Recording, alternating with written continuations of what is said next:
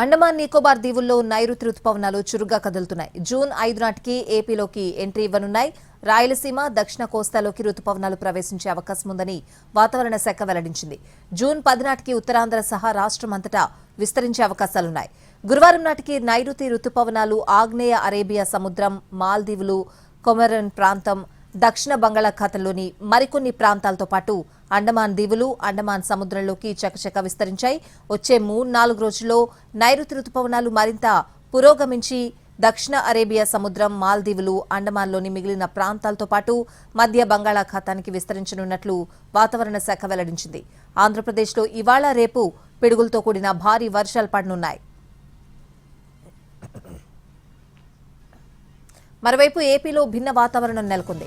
పగటిపూట 40 డిగ్రీలకు పైగా ఉష్ణోగ్రతలు నమోదవుతూ ఉండగా కాసేపు మబ్బులు, కాసేపు వడగాలులు, కాసేపు ఆకస్మిక వర్షాలు కొంత ఊరట కలిగిస్తున్నాయి. 1-2 చోట్ల ఈదురుగాలులతో కూడిన భారీ వర్షాలు కురుస్తున్నాయి. మరికొన్ని చోట్ల మోస్తరు వానలు కురిశాయి. అండమాన్లో ఏర్పడిన ఉపరితల ఆవర్తనంతో పాటు ఆంధ్రప్రదేశ్లో వాయువ్య, నైరుతి దిశగా వీస్తున్న గాలుల వల్ల ఈ భిన్న వాతావరణం ఏర్పడినట్లు నిపుణులు చెబుతున్నారు.